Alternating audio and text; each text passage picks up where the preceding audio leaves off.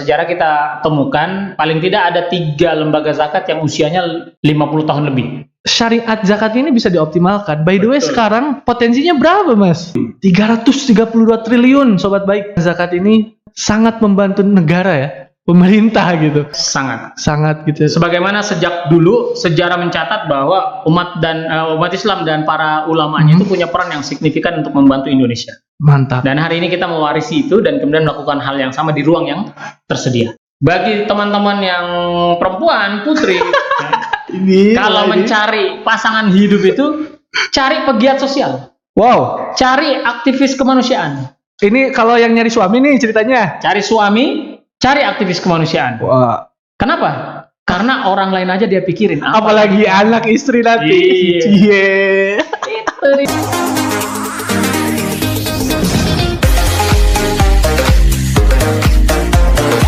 Bismillahirrahmanirrahim. Assalamualaikum warahmatullahi wabarakatuh. Waalaikumsalam warahmatullahi wabarakatuh. Apa kabar sobat baik? Kembali lagi dengan saya Yogi Ahmad Fajar di The Podcast Jabar TV. Alhamdulillah episode kali ini kita kehadiran seorang pembesar, pembesar Masih kecil. Di sebuah forum yang besar, Forum Zakat. Nah, beliau ini ketuanya, panglimanya, Mas Bambang Suherman. Apa kabar Mas Bambang? Alhamdulillah, baik Kang Yogi. Alhamdulillah. Mas Bambang, saya nanya kabar ini, kalau zaman sekarang nanya kabar tuh bukan basa-basi. Iya. Tapi sebuah kesungguhan nanya. Karena di era pandemi ini, nanya apa kabar sehat, itu tuh benar-benar care, Mas. Benar. Ya kalau dulu kan, apa kabar? Ya itu basa-basi aja gitu. Memulai protokol komunikasi. Cuman sekarang tuh, ya ini benar-benar care. Apa kabar Mas Bambang? Sehat, alhamdulillah gitu ya. Alhamdulillah. Ya karena Mas Bambang nih di Jakarta ya. Ini kan kita di Bandung nih, kita tag ini, tapi alhamdulillah Mas Bambang sehat selalu walafiat ya Mas ya. Alhamdulillah sehat. Ya tadi saya kenalkan tadi Mas Bambang ini ketua Forum Zakat Nasional ya Mas. Ya. Bisa dijelasin Mas, Forum Zakat itu apa sih gitu kan? Ya. Sobat baik ini kita manggilnya sobat baik Mas Bambang. Oke. Forum Zakat itu apa sih? Sebuah entitas apa sih gitu? Baik.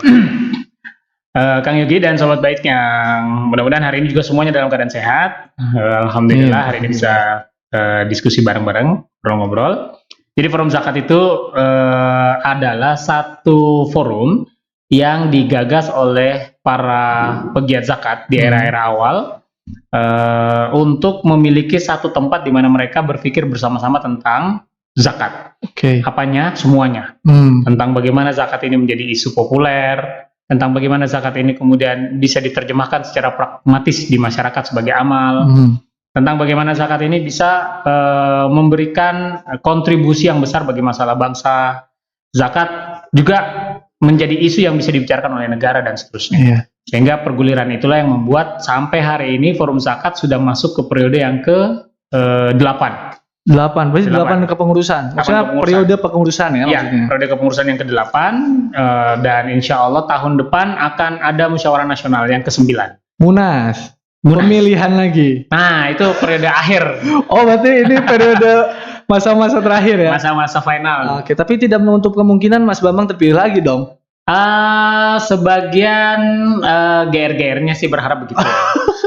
Tapi saya selalu mengingatkan kepada teman-teman bahwa salah satu keunggulan zakat sebagai sebuah gerakan itu adalah kemampuan gerakannya menghasilkan kader. Oke, kaderisasi. Maka kalau ada kepengurusan yang berlangsung 2 periode, nah itu indikator bahwa dia gagal mengkader. Gagal menciptakan pemimpin baru. Nggak boleh Kang Yogi. Itu adalah indikator penting dalam sebuah gerakan. Jadi insya Allah di dalam dan mengampu secara langsung itu cukup. Nanti kalau setelah itu insya Allah kita akan tetap ada dalam gerakan zakat. Ini menarik ya Mas Bambang dan Sobat Baik. Indonesia itu kan lahir 1945 ya, atas nama Republik Indonesia. Dan kita terkenal atau dikenal sebagai negara mayoritas Muslim terbesar di dunia, the most Muslim people in the world gitu. Namun pertanyaannya, kenapa kesadaran akan zakat dan adanya organisasi pengelola zakat atau OPZ ya, lembaga amil zakat itu di awal-awal tahun 90-an gitu, Mas Bambang. Let's say ya, dompet duafa. Kan Mas Bambang sendiri ini sekarang di Direktur Pengembangan Zakat ya, Mas, dompet duafa. Itu lahir tahun 93. Nah, kenapa kok baru ada kesadaran awareness tentang zakat tuh di 90 awal kesini gitu. Berarti at least baru 25 tahunan, 27 tahunan, Mas. How come gitu? Bisa mungkin dirunut historinya gitu, Mas, biar kita tahu semua gitu, sobat baik tuh. Oh iya ya, Indonesia tuh kan dari 945, kemudian mayoritas Muslim, tapi kok sadar bahwasanya ada rukun Islam yang keberapa tuh kan, rukun Islam tuh syahadat, sholat, zakat. Kenapa nggak dari dulu gitu, Mas? How come gitu seperti itu? Sebenarnya nggak juga. Hanya momentum 93-94 itu selalu dipandang sebagai momentum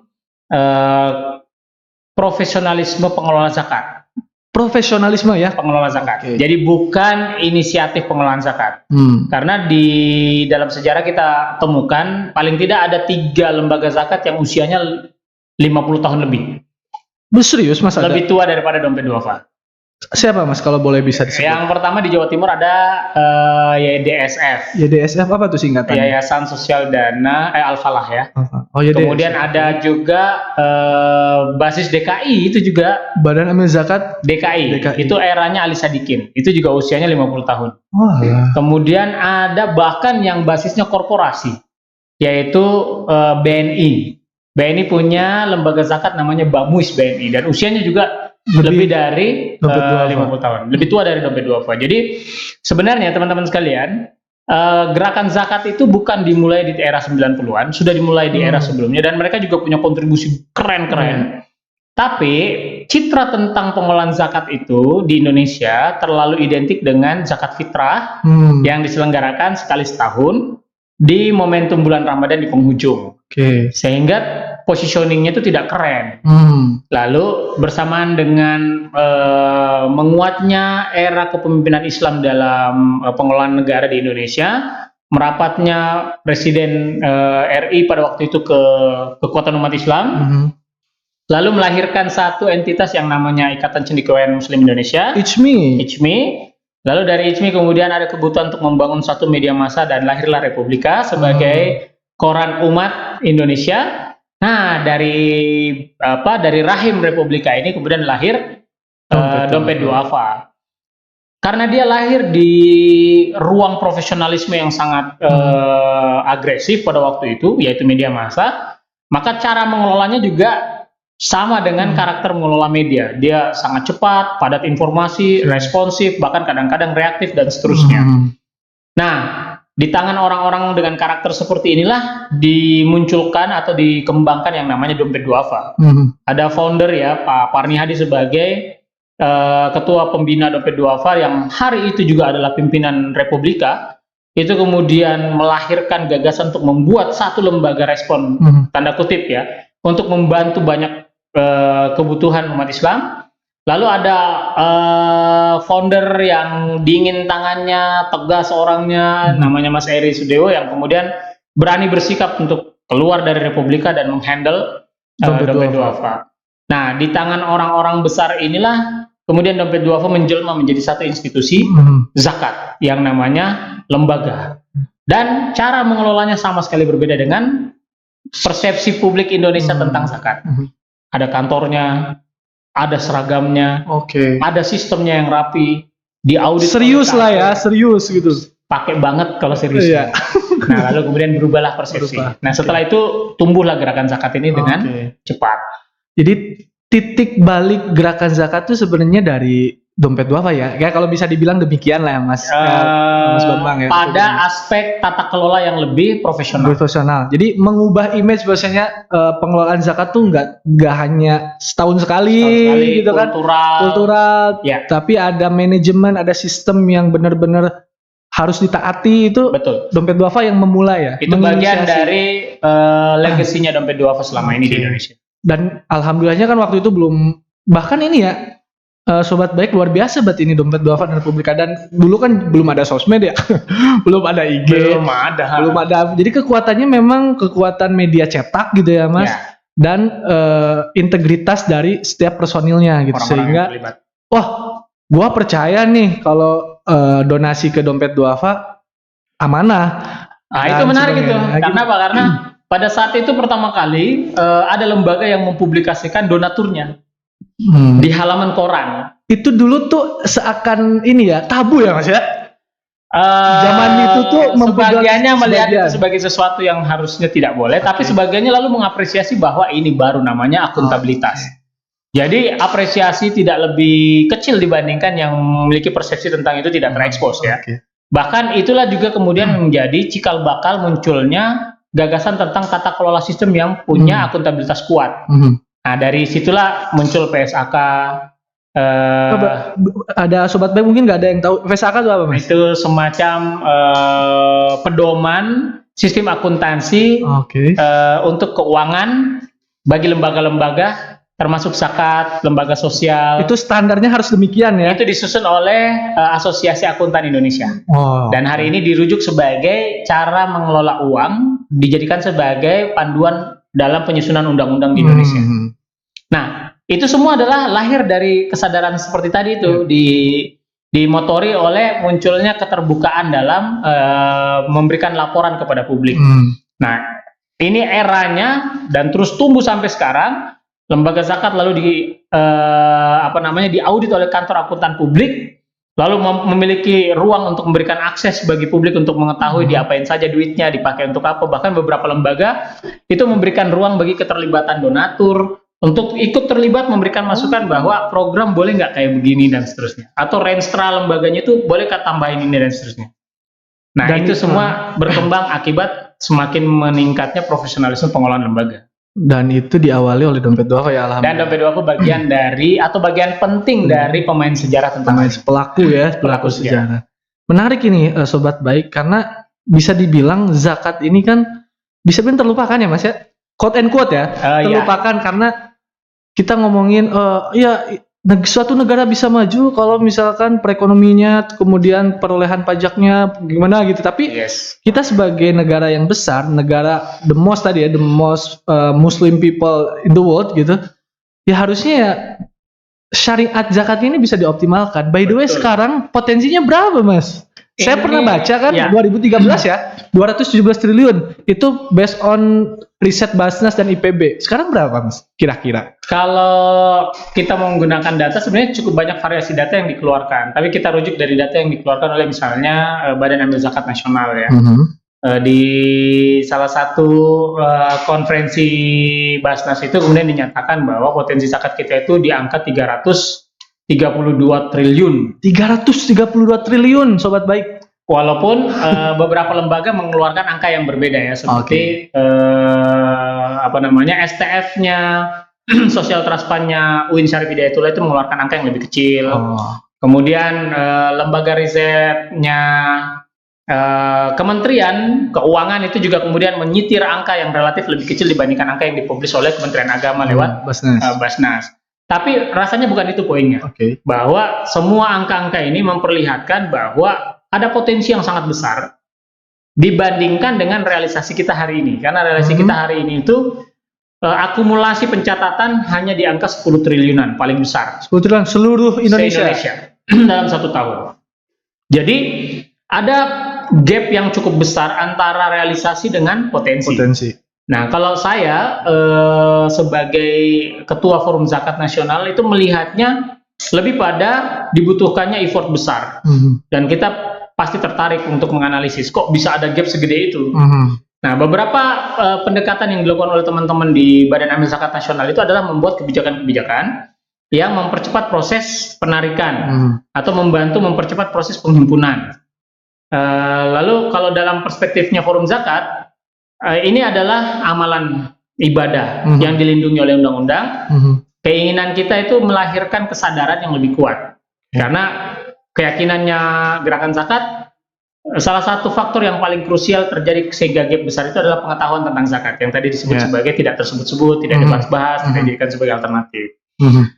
Maka misi-misi Forum Zakat itu ada 2. Yang pertama adalah memastikan bahwa pengetahuan zakat ini itu kemudian tersebar merata ke banyak masyarakat. Bukan cuma sekedar tahu tentang zakatnya, tapi tahu tentang status zakatnya sebagai sebuah kewajiban dan amalan, dan itu melekat langsung sebagai rukun dalam beramal, terutama yang Muslim. Dan yang kedua adalah mengajak mereka seluruhnya agar kalau dia berzakat itu berzakatnya lewat via lembaga zakat. Okay. Nah, maka kemudian ada kebutuhan. Di aspek yang pertama kita memiliki kebutuhan untuk meningkatkan kapasitas.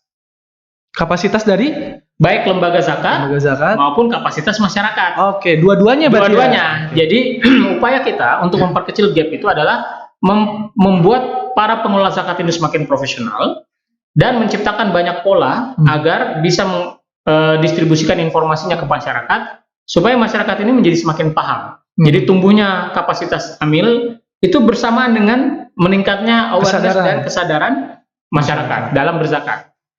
Yang kedua, karena kita memberikan arahan mandatori pengelolaan zakatnya itu adalah dibayarkan ke lembaga, bukan langsung ke mustahik, maka dibutuhkan gerakan yang mampu membangun lembaga dalam jumlah yang relatif memadai untuk bisa mengcover kebutuhan atas potensi yang sangat besar ini. Nah, sehingga gerakan zakat dalam hal ini itu memperluas ruang untuk menumbuhkan inisiatif-inisiatif agar dia menjadi lembaga zakat formal legal. Oh, jadi FOS ini sebagai asosiasi ya Mas Bambang? Iya, asosiasi. Itu sangat mendukung lahirnya lembaga-lembaga baru. Karena hari ini gerakan-gerakan zakat kita itu teman-teman sekalian itu tidak bisa dilakukan secara parsial dan sporadis perorangan. Kalau seseorang datang untuk menggerakkan kesadaran berzakat, lalu yang digerakkan itu kemudian tumbuh kesadarannya dan akan membayar zakat, seseorang ini mudah sekali untuk terjebak menawarkan dirinya menerima fasilitasi pembayaran zakat tersebut agar disalurkan ke yang lain. Nah, ini yang kita hindari. Karena bagaimanapun konteksnya, apabila ini terjadi, maka akan sangat sulit untuk diukur penitipan dana zakat itu ke orang per orang, atau penitipan dana zakat itu atau pembayarannya langsung ke penerima manfaat. Nah, maka dibutuhkan satu sistem untuk mengelolanya. Ini yang kita sebut lembaga. Maka Forum Zakat tentu dalam hal ini itu kemudian mengajak publik sekuat-kuatnya agar membangun inisiatif kolektifnya agar menjadi lembaga gitu. Karena nanti di mereka lembaga, ini mereka punya sistem kontrol kolektif, lalu bisa mengeliminasi kepentingan orang per orang di dalamnya. Nah, lalu kemudian bisa memberikan energi yang cukup besar untuk membantu yang lain. Inilah yang kemudian menumbuhkan trust publik. Jadi publik melihat bahwa dana zakat saya ditanganin berbasis pengelolaan lembaga yang kompeten, pasti hasilnya bagus. Bayar zakat ke situ. Nah, kita mengupayakan agar lembaganya itu harus komplit terhadap undang-undang. Jadi dia harus legal, mekanismenya harus sesuai. Dan teman-teman mengadvokasi itu ya. Dan teman-teman dalam forum zakat memang bertugas untuk mengadvokasi hal itu. Ada divisinya ya bidangnya. Bidang 2 dalam bidang 2. Zakat. Bidang advokasi. Bisa diinformasiin Mas Bam, mungkin kan semangat berbagi Indonesia tuh kan lagi tumbuh-tumbuhnya, apalagi di masa era pandemi ini gitu. Dan orang ingin punya yayasan sendiri gitu kan. Oh, kayak let's say lah pengusaha gitu, saya mampu nih kayaknya untuk bikin lembaga sendiri, yayasan sendiri. Emang ada syarat-syarat tertentu yang memang harus digapai sebagai yayasan yang berhak menerima zakat tuh apa aja sih Mas Bam? Itu kita bisa langsung rujuk ke Undang-Undang Nomor 23 tahun 2011. Pertama adalah badan hukumnya. Itu harus ormas atau yayasan. Ormas atau yayasan? Ormas atau yayasan yang yayasan itu termasuk di dalamnya perkumpulan. Jadi ini tinggal dipilih. Yang kedua, dia harus memiliki level kemampuan mengelola potensi yang tersedia. Nah, ini dia appraisal biasanya. Sehingga ada perbedaan antara lembaga zakat di kota kabupaten, lembaga zakat di tingkat provinsi, dan lembaga zakat di tingkat nasional. Berdasarkan apa? Berdasarkan kemampuan skema pengelolaan potensi zakat. Jadi kalau yang mampu menghimpun di minimal 5 miliar, dia masuk lembaga zakat kota kabupaten. Minimal itu? Minimal. Mampu menghimpun di angka minimal 15 miliar, itu dia masuk ke kategori provinsi. Dan mampu menghimpun minimal 50 miliar, itu dia masuk di kategori nasional. Jadi tinggal dilihat apakah lembaga-lembaga yang ingin diinisiasi oleh para perusahaan yang memiliki niat baik ini ada dalam kualifikasi seperti itu. Lalu punya struktur kepengurusan yang jelas, punya aturan main yang namanya standar operasional prosedural yang jelas, lalu punya sistem pelaporan baku antara fundraising ke muzaki dan program ke mustahik yang jelas dan seterusnya. Ini semua harus lulus audit yang dilakukan oleh pihak yang terkait. Kalau undang-undang itu Legal resminya dikeluarkan oleh Kementerian Agama, tapi rekomendasinya datang dari Basnas. Maka Badan Amil Zakat Nasional inilah yang kemudian melakukan proses appraisal faktual ya. Ke lapangan, mereview semua dokumen, melihat laporan program, melihat bagaimana cara laporan ke Muzaki dan seterusnya. Kalau yes, keluar rekomendasi, Kemenak keluarkan SK. Berarti pertanyaan saya nih Mas, kalau misalnya saya punya yayasan, punya mendirikan yayasan, dan dalam 1 tahun ini belum nyampe 5 miliar nih dalam penghimpunan zakatnya, belum boleh dong saya nanti tahun berikutnya untuk mengkampen atau menggalang dana zakat tuh nggak boleh berarti ya? Atau ada cara nggak? Misalnya saya masih tetap bisa nerima zakat gitu. Karena kan tadi syaratnya kan harus 5 miliar dulu gitu. Untuk level tertentu. Nah. Itu statusnya ilegal untuk menghimpun zakat. Ilegal? Yes. Wow. Ilegal. Maka sebenarnya disarankan dalam perspektif forum zakat, disarankan entitas-entitas seperti ini itu untuk bergabung bersama lembaga zakat formal. Bergabung dalam arti apa nih Mas? Bergabung tuh? Belajar. Oh belajar. Belajar, kemudian menjadi bagian dari sistem tata kelola lembaga yang sudah legal, sehingga terjadi proses capacity building atau knowledge share di antara mereka, sehingga yang kecil ini menjadi tahu bagaimana sebenarnya meningkatkan kapasitas penghimpunan, bagaimana memperbaiki kualitas program atau penyaluran dan seterusnya. Nah, bersamaan dengan rentang waktu ketika dia sudah merasa yakin bahwa oke, hitung-hitungan kami sudah bisa mengelola angka minimal yang disyaratkan. Dan kami sudah punya basis penerima manfaat untuk penyaluran. Ya, silakan ajukan rekomendasi untuk keluar dari Badan Amil Zakat Nasional. Jadi prosesnya bisa nempel dulu ke lembaga yang sudah ada. Jangan serta-merta langsung merasa bahwa wah kita nggak boleh nih, ini terlalu. Statusnya kalau nempel ke lembaga lain apa Mas? Macam-macam. Ada yang menjadi mitra pengelola zakat kalau dalam perspektifnya dompet duafa. Ada yang menjadi sahabat pengelola zakat di beberapa nomenklatur lembaga lain dan seterusnya. Yang memang tata cara melakukan proses pelekatan itu diatur juga tidak boleh melanggar undang-undang. Ada undang-undangnya lagi di dalamnya. Misalnya begini, kalau ada lembaga A, kapasitas penghimpunan mereka 1 miliar 1 tahun, pasti nggak cukup untuk mengelola prasyarat. Mereka harus naikin. Betul. Maka yang paling gampang adalah lembaga ini itu kemudian melakukan bukan merger tapi join atau bergabung dalam konteks kolaborasi dengan lembaga yang sudah legal. Nah, tapi dalam proses kolaborasi tersebut lembaga yang kecil ini harus bersedia dalam cara mereka untuk menghimpun dana publik itu tidak boleh menggunakan rekening mereka. Jadi dia hanya boleh menggunakan rekening yang sudah dilegalkan oleh negara. Berarti rekening yang dia ikut belajar di situ. Dia pakai lembaga yang sudah legal, rekening tersebut. Lalu kemudian dia boleh menghimpun. Nah, bedanya adalah kalau dia menghimpun dengan tata cara seperti tadi, maka semua uang yang masuk adalah uang atau donasi yang harus dikelola berdasarkan sistem lembaga yang sama, bukan lembaga dia. Sehingga dia harus punya kerelaan untuk itu. Nah, sistem ini kenapa kemudian menjadi beban si pemilik legal? Karena audit di sini. Lalu kemudian terjadilah proses. Bagaimana caranya mengelola sistem laporan keuangannya? Nah, itu kemudian lembaga ini ngajarin. Lembaga yang tempat numpangnya nih ngajarin. Bagaimana cara sistem pendistribusiannya? Ngajarin lagi juga laporannya. Bagaimana laporan-laporan semua dan pengukuran kaji dampaknya? Ngajarin lagi. Nah, ruang-ruang ini yang kemudian menumbuhkan, wah kalau gitu semakin bagus nih sistem tata kelola keuangan, sistem tata kelola penyaluran, sistem fundraising, penggalangan dananya. Pada titik tertentu di mana mereka terus menumbuhkan kapasitasnya, kan berarti angka transaksinya juga tumbuh. Nah, dan mereka sudah merasa yakin, udah ambil jalan untuk pengajuan legal. Meskipun ke rekening yang tadi dulu gitu ya Mas ya? Bahkan akan tetap seperti itu sampai dia legal. Sampai dia lembaga itu legal sendiri. Jadi itu yang kemudian membuat pola pendekatan mitra pengelola zakatnya tidak melanggar hukum. Gitu. Karena memang negara kita negara hukum, jadi jangan dianggap nggak apa-apa kan ini kita niatnya baik. Memang niat baik bagus ya Mas ya.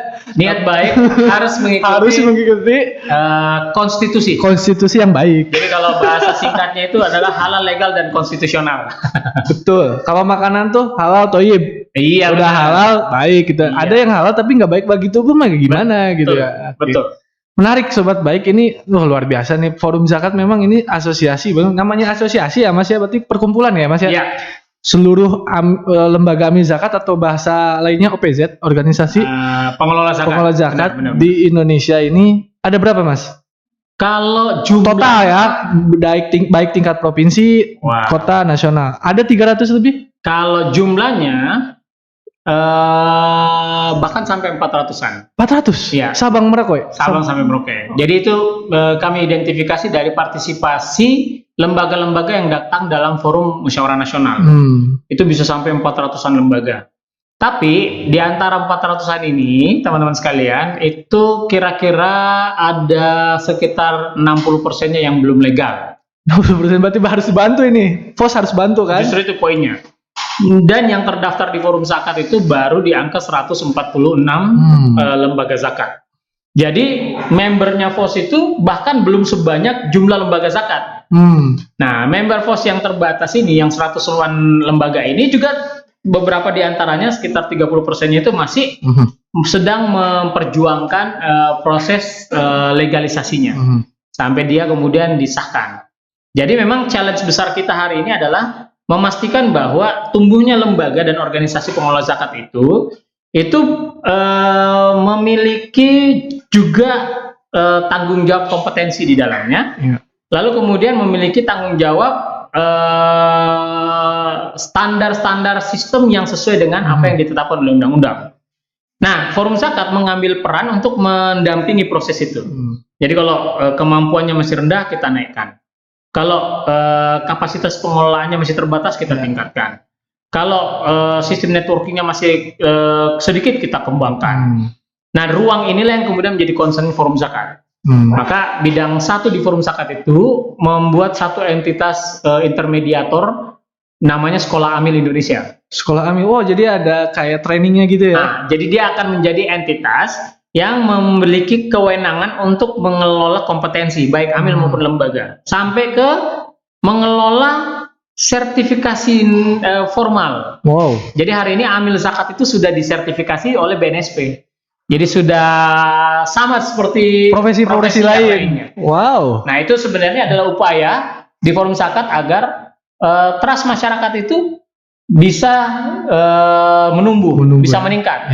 Karena masyarakat melihat bahwa ada standar-standar baku yang ditetapkan oleh negara dan para pengelola zakat dalam dalam nomenklatur amil itu memilikinya. Demikian juga lembaganya. Jadi orangnya tersertifikasi, lembaganya apalagi ya punya kompetensi yang ditumbuhkan. Bidang dua adalah bidang advokasi kebijakan. Ini sebenarnya yang justru secara serius dan reguler menemani lembaga-lembaga yang sedang mengurus proses legalisasi legal ya. Lalu bidang ketiga ini namanya kolaborasi. Jadi bidang ini itu adalah bidang yang berupaya untuk menjadikan gerakan zakat itu harmonis dari Sabang sampai Merauke. Gerakan zakat ini tidak tumpang tindih karena ini selalu menjadi isu. Terus gerakan zakat ini juga memiliki semacam kekompakan, soliditas, isu yang sama dan seterusnya. Nah, ini bikin yang namanya protokol kolaborasi.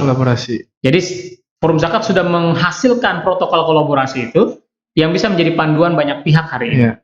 Nah, 3 bidang inilah pekerjaan forum zakat. Dan sekaligus juga 3 bidang inilah mewakili 3 isu besar gerakan zakat di Indonesia. Karena 3 itulah yang memang harus concern dilakukan oleh setiap OPZ ya. Iya. Jadi dia harus concern pada kompetensi, meningkatkan skill dan baik lembaga maupun orang. Kedua, dia harus legal, dan ketiga, berbanyak kolaborasi. Kerja bareng.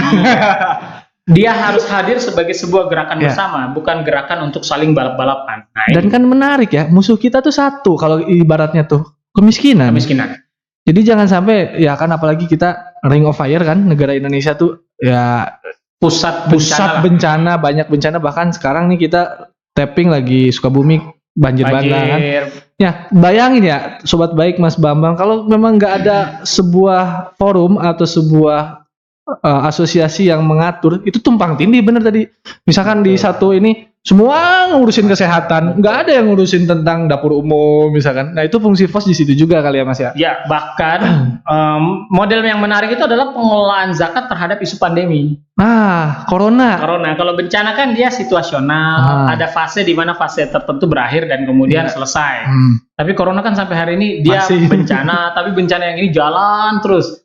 Ini kalau tidak diatur tata sinerginya, tata kelola kolaborasinya, ini nanti akan ada peletakan sumber daya yang tidak sesuai atau berlebih di satu isu tapi gagal di isu yang lain. Nah, dalam proses ini Forum Zakat kemudian membentuk 3 klaster intervensi. Ada yang namanya klaster sterilisasi dan pengetahuan. Nah, jadi kampanye masker yang hari ini kita kampanyekan itu adalah bagian dari pekerjaan. Bagi-bagi sanitizer, mengingatkan orang untuk jangan lupa untuk menjaga jarak, cuci tangan. Itu dan pakai masker itu adalah pekerjaan klaster ini. Yang kedua adalah klaster kurasi yang di frontliner medis. Kan sempat muncul isu tentang APD yang terbatas, dokter jadi korban akibat sistem standar perlindungan dirinya terbatas. Itu gerakan zakat mobilisasi itu untuk bisa membantu penyediaan. Bahkan di beberapa kasus gerakan zakat produksi, lembaga-lembaga produksi. Koordinasi dengan Kemenkes atau Dinkes minta standar-standar yang menjadi wajib bagi aturan produksinya, lalu produksi, lalu distribusi ke banyak rumah sakit. Nah, yang ketiga adalah klaster ketahanan pangan. Ini klaster ketiga, ini adalah klaster yang sudah mengidentifikasi bahkan sejak bulan Maret bahwa akan ada resesi di Indonesia. Orang akan kehilangan peluang untuk memiliki bahan makanan pokok dalam waktu yang lama, sehingga tidak bisa mengandalkan model-model subsidi. Yang harus dilakukan adalah menarik kemampuan masyarakat untuk melihat potensinya dan berproduksi. Nah, muncullah gagasan yang namanya kebun pangan keluarga. Jadi pemberdayaan ya? Ini masuk kategorinya pemberdayaan, walaupun jenis aksinya respon. Jenis aksi respon, tapi polanya pemberdayaan. Jadi ini cara kita untuk memastikan setiap keluarga itu punya asupan protein dan serat yang cukup. Nah, dari mana mereka mendapatkan ini? Adalah dari berproduksi. Maka kemudian dikembangkan metode-metode tertentu, misalnya tanaman pagar atau model tanaman pagar. Jadi pot itu tidak harus bentuk yang selama ini kita kenal gitu. Sebagian di antara teman-teman itu merancang adanya semacam kantong pelana gitu kan, yang ditempel di pagar, lalu kemudian ada kantong-kantongnya, diisi dengan tanaman, dipasang bayam di situ atau kangkung, 28 hari panen. Jadi pagar berubah menjadi kebun. Nah, kemudian ada pola pengembangan produksi proteinnya dalam bentuk peternakan. Sebagiannya kemudian muncul yang namanya budidaya ikan dalam ember. Ada lagi yang namanya budi kolbu, budidaya ikan di kolam buatan. Lebih besar. Yang lebih besar skemanya. Lalu ada juga peternakan ayam. Ini juga sama ini skemanya. Jadi misalnya yang pakai ember itu kapasitas 70 liter, lalu tanam 60 ekor lele, di atasnya ditanam kangkung, dalam waktu 40-45 hari panen sayur, panen lele. Nah, skema perumahan ini itu kemudian dikembangkan menjadi skema komunal. 1, 2, 3, 4, 20 rumah produksi bareng, lalu dia punya produk. Berlimpahlah, produk sayur berlimpah, produk ikan berlimpah. Lalu semua kebutuhan lingkaran anggota kelompok itu kemudian disubsidi dari hasil panen bersama. Setelah itu kelebihannya ditambahkan untuk mendukung keluarga-keluarga lain di lingkarannya. Kalau mereka kemudian ini diarahkan untuk lebih jauh, maka produk komunal itu bisa menjadi produk pasar baru. Lalu dia dilingkan. Jadi dilingkan itu artinya kelebihannya ini kemudian dihubungkan dengan pedagang sayur keliling. Dagang sayur keliling nggak berhenti bekerja, nggak berhenti berpenghasilan. Dia ambil, dia geser sebagai dagangan di rumah-rumah yang lainnya dengan cara yang sehat. Maka akan muncul yang namanya ketahanan pangan. Nah, nanti saving yang dihasilkan dari proses-proses seperti itu bisa digunakan untuk tetap membeli beras, bahan-bahan pokoknya. Jadi sebenarnya koeksistensi atau kemampuan adaptasi masyarakat itu sangat keren. Lembaga-lembaga zakat itu hadir hanya untuk men-trigger dan kemudian memantik dan menjahit peluangnya dengan tawaran metodologi yang sederhana dan mudah dilakukan. Dan hari ini sudah jalan di 8 tambah 6, 14 provinsi, Kang Yogi. lebih dari 8.000 penerima manfaat. Itu dilakukan oleh berbagai lembaga ya? Itu dilakukan oleh berbagai lembaga. Jadi FOS memberikan insight ini loh, tadi ya tentang respon, campaign masker, kemudian APD, frontliner, dan terakhir tadi pemberdayaan ekonomi. Ketahanan pangan. Jadi segala sektor itu digarap lah ya Mas ya. Nah itu gunanya kolaborasi. Nah mantap. Jadi kita bisa saling menguatkan isu yang tidak dibahas oleh yang lainnya. Jadi nggak tumpang tindih. Dan tidak tumpang tindih. Menarik ini. Cuman sayang ini waktu kita. Cuma saya menarik ini, Mas Bambang. Saya tambahkan sedikit terkait dengan klaster pandemi ini, sudah lebih dari 180 lembaga yang terlibat. 180 dalam ruang kolaborasi yang sama. Pokoknya corona lah ya. Pokoknya corona, mereka mengajukan diri menjadi bagian dari kolaborasi gerakan zakat, lalu kemudian bersama-sama bergabung di klaster-klaster. Hari ini laporannya kita laporkan ke Satgas BNPB yang Pak Doni ya. Pak Doni. Dan sekarang kita laporkan ke Pak Erik. Pak Erik sebagai? Hari ini kan Satgasnya dipimpin oleh Kemenak BUMN. Kemenak BUMN. Iya. Luar biasa ini memang. FOS ini, gerakan zakat ini sebenarnya sangat membantu negara ya, pemerintah gitu. Dalam hal ini untuk tetap survive, sangat gitu. Sebagaimana sejak dulu sejarah mencatat bahwa umat Islam dan para ulamanya itu punya peran yang signifikan untuk membantu Indonesia. Mantap. Dan hari ini kita mewarisi itu dan kemudian melakukan hal yang sama di ruang yang tersedia. Tidak salah juga Mas Bambang, banyak kaula muda lulusan-lulusan universitas keren gitu kayak UI, UGM, ITB, IPB itu sekarang niatnya tuh lulus ngapain? Kerja di multinational company bisa? Enggak, tapi pegiat kemanusiaan Mas. Tuh. Ini fenomena sih ya, sobat baik. Jadi kayak pro bono gitu. Saya ingin menjadi pegiat kemanusiaan, berbagi kepada sesama lewat aktivitas kemanusiaan. Bagaimana menurut Mas Bambang fenomena seperti ini? Ini menarik menurut saya. Salah satu alasan kenapa Indonesia dinobatkan sebagai salah satu negara paling dermawan di dunia. Oh iya, itu ada risetnya ya. Itu lebih disebabkan atau salah satunya disebabkan karena menguat dan meluasnya gerakan volunteerism di Indonesia. Yes, volunteerism, nah itu tuh keyword. Jadi kerelawanan ini menjadi satu lifestyle baru yang produktif di kalangan milenial. Mereka rasanya tidak keren kalau tidak punya catatan di CV-nya itu adalah founder berbagi, founder rumah sosial, founder kelompok asuh, founder bla bla bla. Meskipun pada kenyataannya itu masih kecil gitu ya, tapi itu menarik bagi mereka gitu ya. Karena sebenarnya kita tidak mengevaluasi volume. Yang kita lihat itu adalah inisiatif. Betul. Nah, sedemikian kerennya tampilan itu termasuk membuat semacam bujukan kuat bagi yang lainnya gitu. Kok teman gue keren banget ya.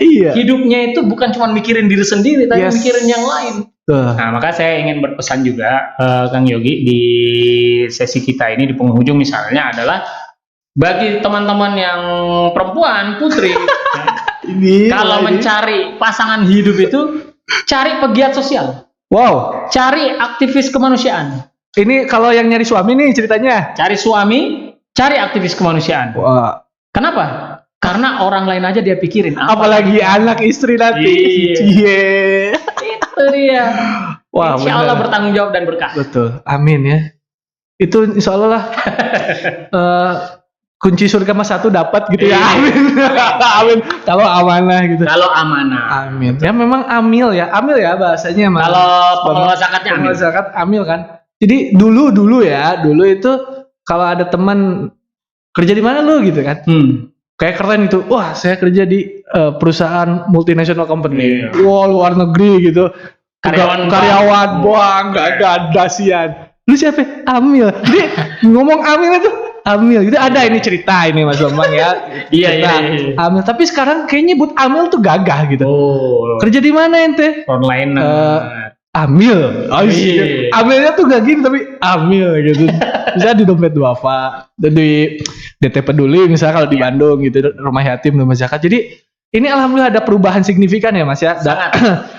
Dan ini didukung oleh mungkin ya sosial media juga gitu. Maksudnya pasti. Lu keren kalau lu berbagi. Tapi menurut saya sih Mas, ini debatable sih mungkin ya. Ketika ada ini isu-isu ini kan banyak tuh di Facebook, di IG, di Twitter. Lu kalau mau berbagi lu nggak usah pamer lah, quote and quote. Lu simpen aja. Tapi di satu sisi saya nggak setuju juga sih kalau misalkan berbagi tuh nggak harus pamer. Justru harus pamer sih menurut saya, Mas. Setuju nggak sih, Mas? Dalam konteks ini ya, konteks bahwasanya, misal kita nih kerja di satu, ya misalnya dompet dua kali Mas Bambang. Mas Bambang pasti akan men-share itu kan di sosial media Mas Bambang. Dan bagi saya itu bukan pamer sih, tapi itu inspiring orang. Nah, itu untuk mengikuti apa yang dilakukan oleh kita gitu. Gimana Mas? Kan ada juga debatable tuh. Lu kalau ngasih sesuatu mah gak usah pamer gitu.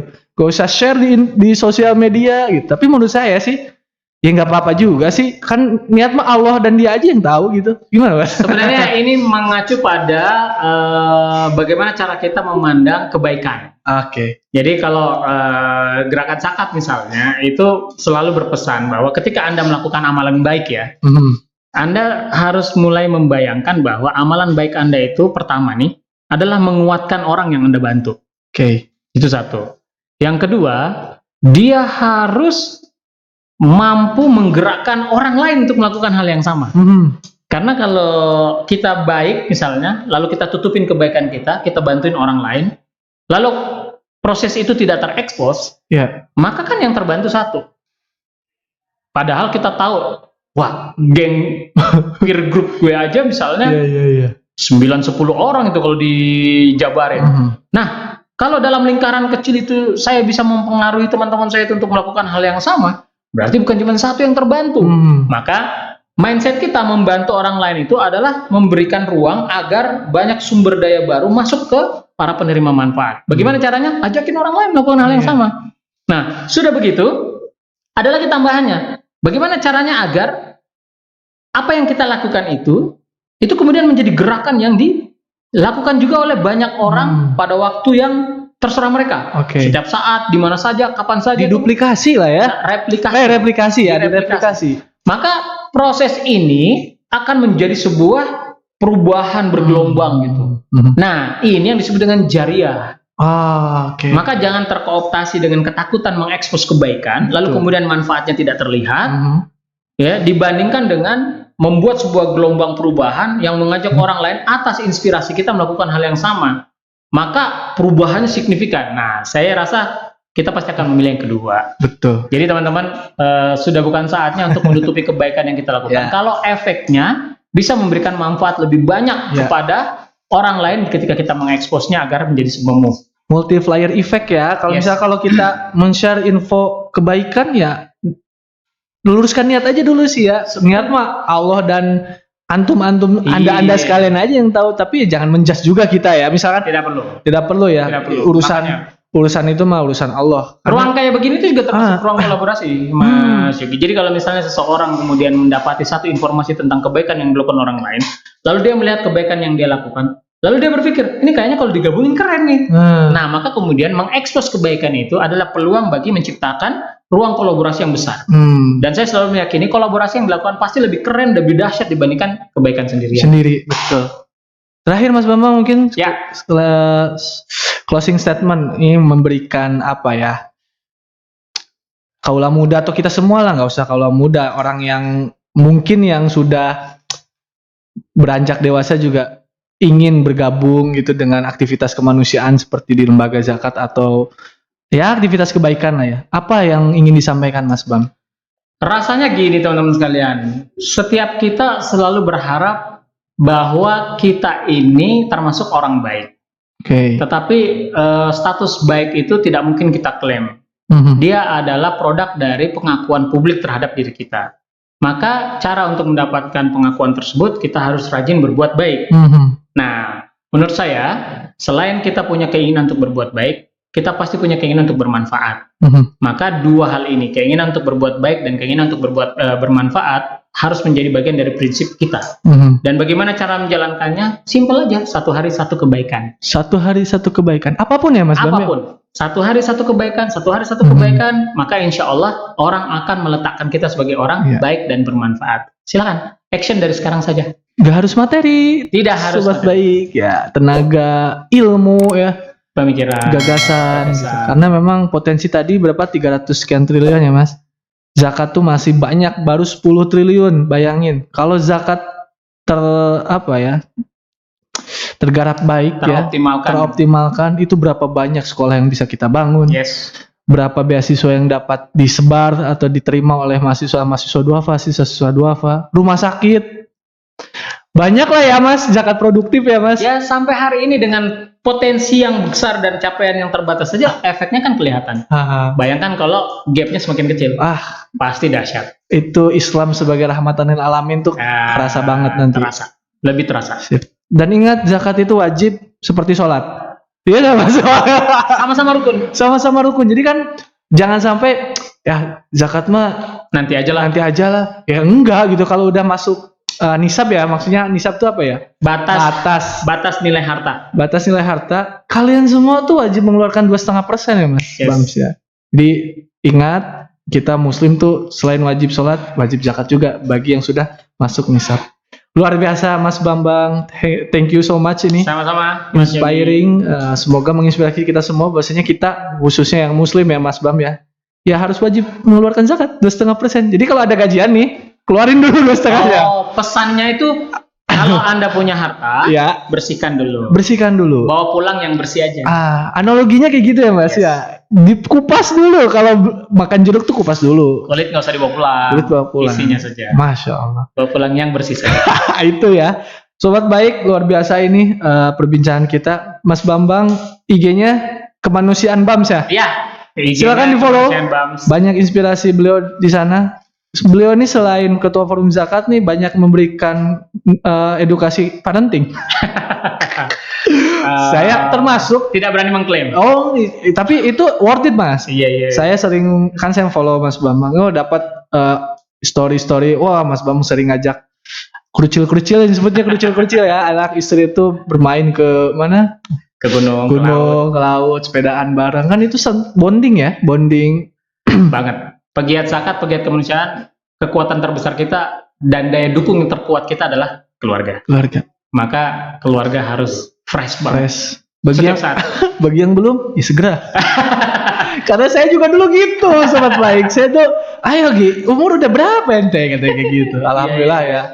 Banyak hal yang didapat. Thank you so much Mas Bambang. Untuk yang konten parenting Mas Yugi, kita bisa akses di @daengduafa. Oh, ada 2. Itu khusus untuk yang diskusi kecil lah. Kalau yang kemanusiaan, Bams itu tentang aktivitas kemanusiaan.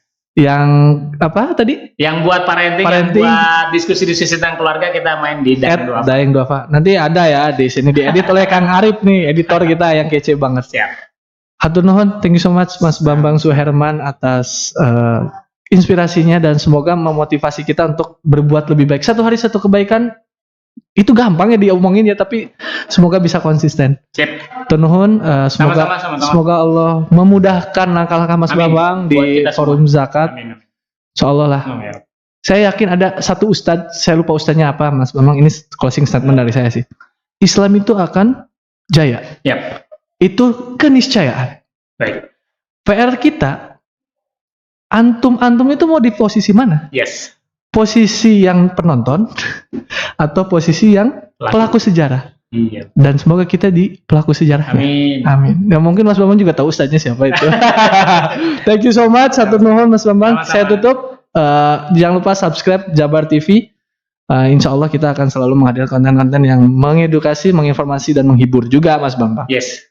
Saya pamit. Wassalamualaikum warahmatullahi wabarakatuh. Waalaikumsalam warahmatullahi wabarakatuh.